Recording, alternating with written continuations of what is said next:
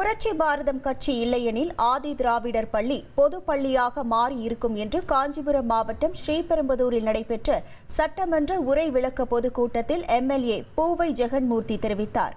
ஸ்ரீபெரும்புதூர் பேருந்து நிலையம் அருகே புரட்சி பாரதம் கட்சியின் சட்டமன்ற உரை விளக்க பொதுக்கூட்டம் நடைபெற்றது.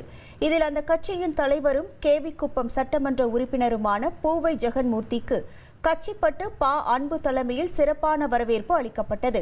அப்போது மாநில செயலாளர் ருசேந்திரகுமார் மற்றும் மாவட்ட செயலாளர் பரணி புத்தூர் மாரி, வழக்கறிஞர் SPC தனசேகர், திருமங்கலம் MP வேதா ஆகியோர் உடனிருந்தனர். இது 13 வருடங்களாக யாருக்கும் பதவி உயர்வு இல்லை. காவலராக இருப்பவர்கள் SSI ஆகவும் SI